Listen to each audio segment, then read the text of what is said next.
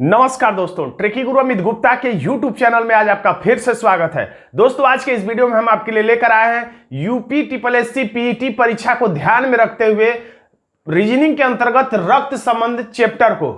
तो आपके टॉपिक में लिखा हुआ है संबंध यानी कि रक्त संबंध, और आज के इस वीडियो को देखने के बाद आपका कॉन्फिडेंस लेवल काफी हद तक बढ़ पाएगा और आप इसके माध्यम से आप अपनी अच्छी खासी प्रैक्टिस भी कर पाएंगे, क्योंकि इसमें मैंने जितने भी प्रश्न लिए हैं वो सारे के सारे प्रश्न यूपी SSC की परीक्षा में पूछे जा चुके हैं। और इस वीडियो का पूरा लाभ लेने के लिए आप रफ और पेन लेकर बैठिएगा, और जो ही स्लाइड पे ये यहाँ पे प्रश्न आपको दिखाई दे वीडियो को रोक दीजिए, खुद से उत्तर हल करने का प्रयास करिए, उसके बाद ही वीडियो को आगे बढ़ाइए, तभी आप पूरा लाभ इसका ले पाएंगे। तो देखिए, अगर ये एक अंक का हो सकता है कि निश्चित रूप से रक्त संबंध से एक अंक का एक प्रश्न पूछा जाए, तो आप इसको आसानी से सॉल्व कर सकते हैं। तो देखिए, पहला प्रश्न है यूपी SSC ग्राम विकास अधिकारी 2018 की परीक्षा में पूछा जा चुका है। तो आप वीडियो को रोक सकते हैं और इस प्रश्न को सॉल्व कर सकते हैं। तो देखिए, इसको हम लोग सॉल्व करते हैं, आप वीडियो चालू करके देख लीजिए। सॉल्व। सुधाकर सुधा का पति है। यहाँ पे थोड़ा सा अगर मैं हल्का फुल्का आपको इसका इंट्रोडक्शन दूं तो प्लस से हम लोग दर्शाते हैं पुरुष को और माइनस से दर्शाते हैं हम लोग महिला को, और अगर अगल बगल हम लोग बना दे प्लस और माइनस तो ये भाई बहन होंगे। लेकिन अगर सीधा ना बना के हम लोग इस लाइन को ऐसे कर दे तो हम लोग पति पत्नी के रूप में दर्शाते हैं। और एक पीढ़ी ऊपर हो तो कोई रिश्ता, एक पीढ़ी ऊपर, और दो पीढ़ी ऊपर हो तो दो पीढ़ी ऊपर, तीन पीढ़ी ऊपर हो तो तीन पीढ़ी ऊपर। जैसे एक पीढ़ी ऊपर में माता पिता चाचा, अगर यही दो पीढ़ी ऊपर हो तो दादा नाना नानी दादी। एक पीढ़ी नीचे हो तो पुत्र भतीजा दामाद, और दो पीढ़ी नीचे हो तो नाती पोते। तो ये सब कॉमन बातें हैं, फंडामेंटल बातें हैं। अगर इन सब के बारे में आपको जानना है विस्तार से तो ब्लड रिलेशन के मेरे प्लेलिस्ट में जाकर आप वीडियो को देख सकते हैं। यहां पर मेरा उद्देश्य है आपके यूपी SSC के PET के सिलेबस को जल्दी से जल्दी कम समय में कंप्लीट कराना और आपका कॉन्फिडेंस लेवल को बढ़ाना। तो सुधाकर सुधा का पति है।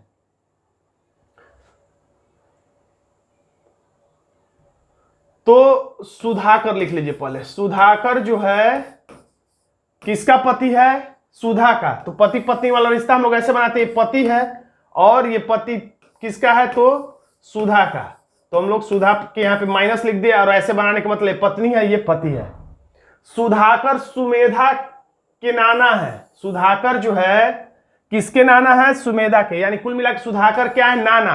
तो नाना यानी कि दो पीढ़ी ऊपर, यानी सुमेधा उनका क्या हो गया? तो उनका नाती हो गया।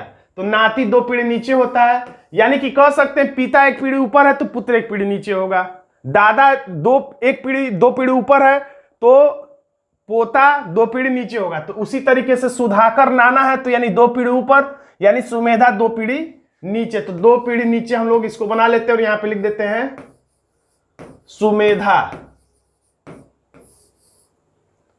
यानी कि इनके यहां पे इनकी मां होगी, इनकी मां के पिता इसके नाना कहलाएंगे, नाना है। और सुधा सोमेश की दादी है। सुधा जो है किसकी दादी है? सोमेश की, यानी कि सोमेश से दो पीढ़ी ऊपर रहेगी, या ये कह सकते हैं कि सोमेश सुधा से दो पीढ़ी नीचे होगा।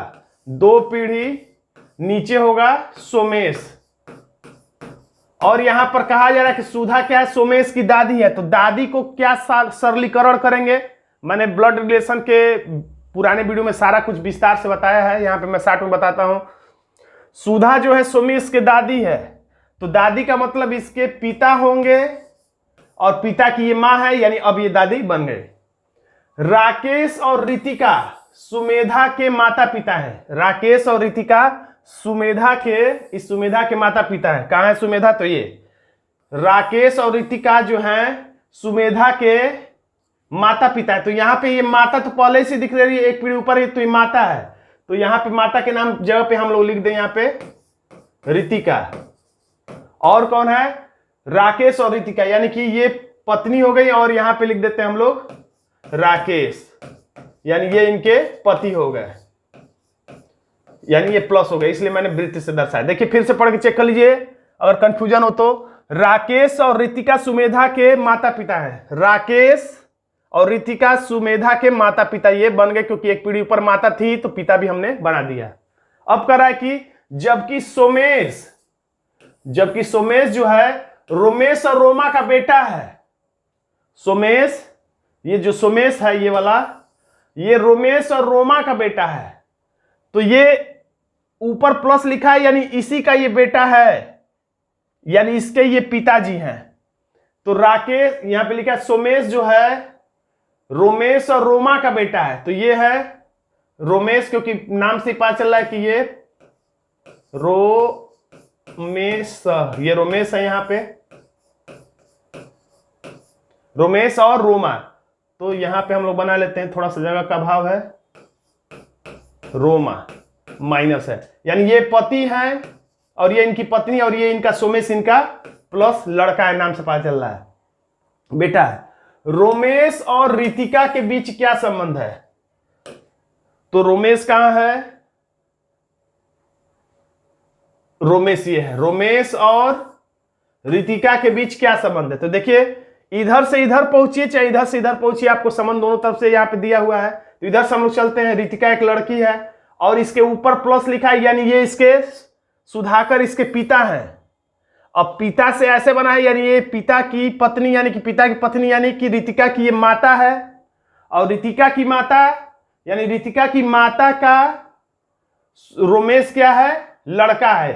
तो माता का लड़का यानी कि ये इसका भाई है, यानी रोमेश भाई है और रितिका बहन है। तो भाई बहन वाला आंसर कौन है? तो हमारा आंसर हो जाएगा विकल्प डी। मुझे समझाने में समय लग रहा है, लेकिन आप लगाएंगे आप अपने आप से, तो आपको किसी को परीक्षा हाल में समझाना नहीं रहेगा। कम लिखेंगे रफ पे और ज्यादा समझेंगे। चलिए अब दूसरा प्रश्न देखते हैं। वीडियो रोक दीजिए, खुद से रफ पे उत्तर लगाने का, हल करने का इसे प्रयास करिए। ए बी का पति है, तो आपको पता ही है हम लोग कैसे लिखते हैं।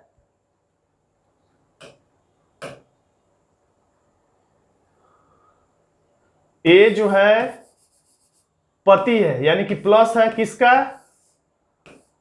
बी का, यानी कि ये माइनस है। ए पति है बी का, यानी ये माइनस है, क्योंकि लड़के का विवाह लड़की से होता है सामान्यतः। सी बी का भाई है, सी जो है भाई है किसका? भाई का मतलब प्लस है किसका? तो बी का। तो देखिए हमने सीधा रेखा बनाई, ये पता चला कि पति पत्नी का रिश्ता, ये भाई बहन का रिश्ता है। डी बी का पिता है, तो देखिए डी पिता है, यानी कि डी एक पीढ़ी ऊपर रहेगा किससे? तो बी से। डी पिता है इसलिए हमने एक पीढ़ी ऊपर बना दिया, और पिता है इसलिए हमने प्लस बना दिया। प्लस माइनस बनाते रहिए, पीढ़ी सही से ऊपर नीचे अपना जैसा हो लिखते रहिए। ई बी का बेटा है, ई किसका बेटा है? बी का। तो बी का बेटा है यानी एक पीढ़ी नीचे है ई, और बेटा है, बेटी नहीं है, इसलिए यहां पे हम लोग प्लस लिख देते हैं। एफ देखिए शुरू लास्ट को वृत्त में करेंगे तो भी समझ में आएगा। एफ क्या है? बेटी है। बेटी है का मतलब एक पीढ़ी नीचे रहेगी, माइनस रहेगी किससे? तो ए से। एफ बेटी है यानी एक पीढ़ी नीचे रहेगी, और नीचे रहने के साथ बेटी इसलिए माइनस रहेगी। अब प्रश्न पूछ रहा है एफ और डी के बीच में क्या संबंध है? तो ये है एफ और ये है डी, तो हम लोग नीचे से ऊपर चढ़ सकते हैं, ऊपर से नीचे चल सकते हैं। तो नीचे से ऊपर हम लोग चलते हैं। ये इनके पिता हैं, और ये पिता की पत्नी यानी इसकी ये माता हो गई, और माता के पिता को नाना कहते हैं, पिता के पिता को दादा कहते हैं, लेकिन माता के पिता को नाना कहते हैं। तो यहां पर दोनों के बीच में नाना ये है और इसकी ये नतनी है, तो हमारा आंसर हो जाता है सी।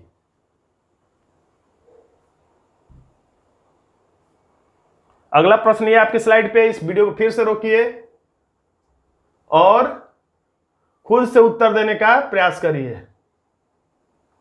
एफ ने ई ने एफ से कहा, यहां पर ई है, मान लीजिए यहीं पे लिख देते हैं, ई है, ई ने ये बोल रहा है किससे? एफ से। एफ से बोल रहा है ई, क्या बोल रहा है?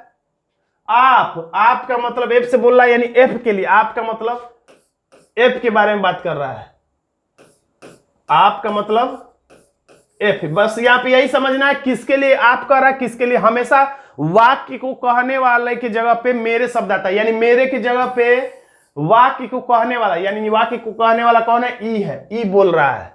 आप यानी एफ, मेरे, मेरे यानी ई के बेटे, मेरे बेटे यानी ई के बेटे यानी कि प्लस की पत्नी, बेटे की पत्नी ऐसे बना दी हम लोग ने।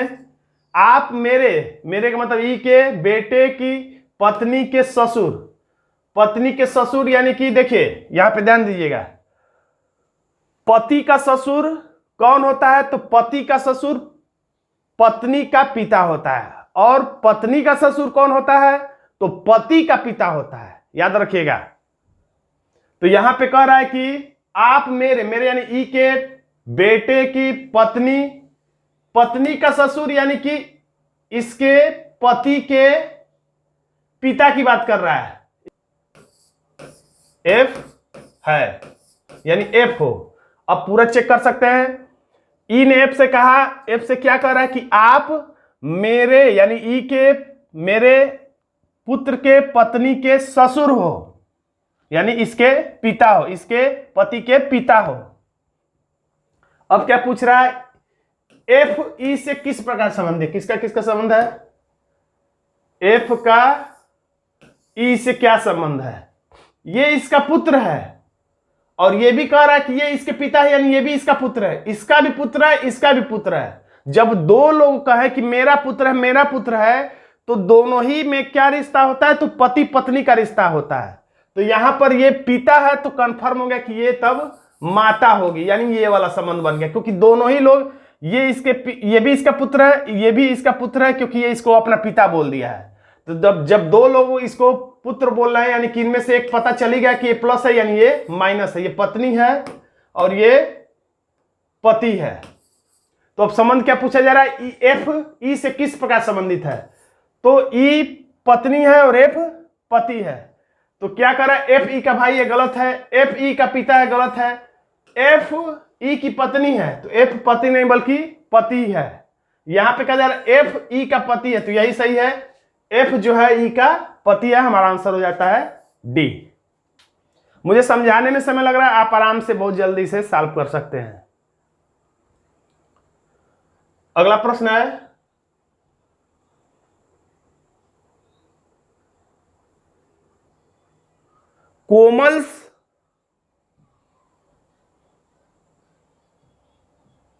कोमल श्रीमती सुमन की बेटी है, तो यहां पे डायरेक्ट लिख दीजिए कोमल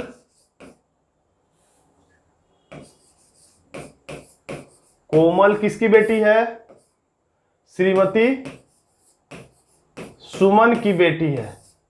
तो यहां पे माइनस लिख दीजिए, वैसे नाम से ये भी माइनस लग रहा है, इस पे भी माइनस लिख सकते हैं, चाहे तो मत लिखिए, बेटी है। और सोनम श्रीमती कमल की बेटी है, तो सोनम कमल की बेटी, तो इसमें से ये कोमल है, ये कमल है, दोनों नाम अलग अलग याद रखिएगा। नहीं समझ में आ रहा तो हम लोग अलग से लिख के रख लें। सोनम जो है कमल की बेटी है, तो यहां हम लोग लिख देते हैं, इस लाइन को हम लोग छोड़ भी सकते थे, कमल की बेटी, यानी यहां माइनस है, और ये नाम से प्लस लग रहा है, हम लोग प्लस लिख सकते हैं। इस लाइन को कहां जोड़ना है जब बाद में पता चलेगा, तो हम लोग इसमें कहीं इसको सेट कर देंगे। यदि राजा राम सुमन के ससुर हैं, राजा नाम सुमन के ससुर है, सुमन के ससुर का मतलब मैंने अभी बताया था कि सुमन के ससुर यानी किसी लड़की का ससुर कौन होता है? तो इसके पति का जो पिता होगा वही सुमन का ससुर होगा। तो क्या कह रहा है? राजा राम सुमन के ससुर हैं, यानी कहना चाह रहा है कि राजा राम सुमन के ससुर है, का मतलब सुमन के पति के पिता है, ये कहना चाह रहा है। ये है राजा राम, ये हो गया राजा राम, ससुर है। और यही राजा राम की अभी कहानी खत्म नहीं हुई है, यही राजा राम सुरेखा के पति हैं, तो सुरेखा को इधर जगह इधर बना देते हैं हम लोग, ये पति है तो ये पत्नी है, और इनका नाम है सुरेखा जी, अच्छा नाम है सुरेखा। जो, अब देखिए याद रखिए, जहां पर जो लिखा रहे तथा किंतु परंतु लिखा रहे, तो पहले वाले नाम की बात की जा रही है। जैसे यहां पे राजा राम और लिखा था, इसलिए हम लोगों ने राजा राम से जोड़ा, लेकिन जहां पर जो लिखा रहे तो जो से ठीक पहले जाइए और देखिए जो लिखा रहे उसी के लिए वो कहा जाएगा। इससे पहले क्या है? सुरेखा, सुरेखा के पति। तो जो का मतलब लिखा है कि यदि राजा राम सुमन के ससुर हैं, सुरेखा के पति हैं, जो का मतलब सुरेखा के लिखा है, जो उनके एकमात्र बच्चे कमल की मां है, जो कि उनके एकमात्र बच्चे, इनका एक ही बच्चा है, कमल की मां है। ये जो सुरेखा जो है वो कमल की मां है और एकमात्र बच्चा है। लेकिन यहाँ पे ये दोनों पति पत्नी के लिए यहाँ पर एक बच्चा पहले से ही है। अगर हम लोग इधर बना देंगे तो दो बच्चे हो जाएंगे, एक ये और एक ये, यानी कि यही बच्चा जो है वो, देखिए यहाँ पे लिखा है सुरेखा के पति, यानी जो का मतलब सुरेखा, उनके एकमात्र बच्चे कमल की मां है। सुरेखा जो है वो कमल की मां है और एकमात्र बच्चे, तो इधर हम लोग बनाएंगे तो ये दो बच्चे हो जाएंगे, तो यानी यही क्या है, कमल है। सुरेखा अपने एकमात्र बच्चे कमल की मां हो गई, क्योंकि ये दोनों पति पत्नी हैं। यानी ये भी इसका लड़का है, ये भी इसका लड़का है, यानी ये वाला चित्र यहाँ पे फिट हो गया। कमल के नीचे अब हम लोग लिख देंगे सोनम। अब क्या पूछ रहा है इसमें, कोमल सोनम से कैसे संबंधित है।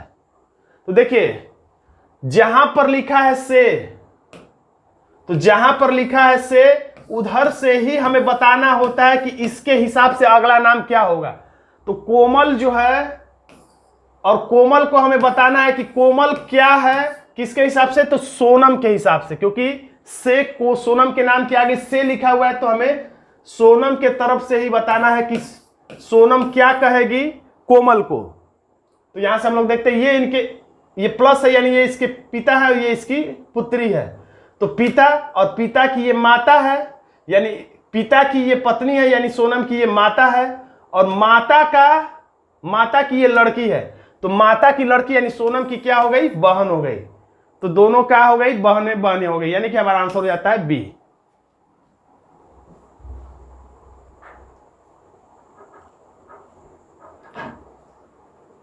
चलिए अगला प्रश्न लोग देखते हैं। मान लीजिए, मानना है इसमें, खैर मानना नहीं, प्रश्न सॉल्व करना है।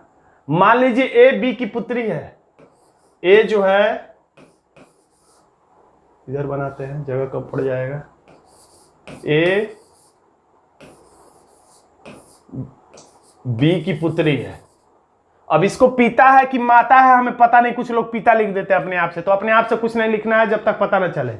बी सी की बेटी है, बी जो है, अब पता चल गया बी जो है सी की बेटी है, यानी कि माइनस, यानी ये इसकी मां है और ये इसकी पुत्री। अब सी नहीं पता है कि क्या है, स्त्रीलिंग है कि पुल्लिंग है। सी डी का भाई, अब पता चल गया, सी जो है डी का भाई है। सी को कह रहा भाई, डी को नहीं। अब डी बहन है कि भाई है हमें पता नहीं है। डी ई की मां है, डी जो है ई की मां है, यानी कि ई डी की बेटा या बेटी है। देखिए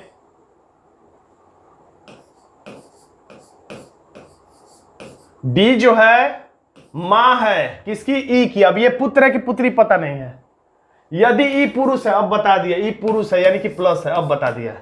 तो ए का याद रखिए, का बराबर कौन है, मेरे पुराने ब्लड रिलेशन के आप देखेंगे वीडियो तो आपको समझ में, का बराबर कौन है। जिस नाम के आगे का लिखा रहे उसी को ही बताना होता है कि वो कौन है, या जिस नाम के आगे कुछ लिखा ना रहे उसको भी बताना होता है कि वो कौन है। जैसे पिछले प्रश्न में कुछ न लिखा था बल्कि उसके आगे से लिखा था, तो से की तरफ से नहीं बल्कि से के अलावा जो बच जाए नाम, यहां पे लिखा है ए का, यानी कि ए कौन है, इसी को बताना है कि ये कौन है, किसके हिसाब से, तो ई से, मैंने बताया था से मतलब उसकी तरफ से बताना, किसकी तरफ से, ई की तरफ से, ई की तरफ से बताना है कि ए कौन है। तो यहां से फिर देखते हैं, ऊपर एक पीढ़ी, तो ये इसकी मां है, मिट गया, मां है और ये इसका पुत्र है। तो मां है और मां के बाद ये इसके भाई हैं, क्योंकि यहां पे देखिए गोल नहीं बना कि पति पत्नी हम लोग कहेंगे। ये मां है और ये इसका भाई है, मां का भाई यानी ये मामा हो गया, और मामा की लड़की ममेरी बहन, और ममेरी बहन की लड़की, या डायरेक्ट समझिए कोई पुरुष बोल रहा है कि बहन की लड़की, तो बहन की लड़की को क्या कहते हैं, भांजी कहते हैं। हमारा आंसर हो जाता है बी।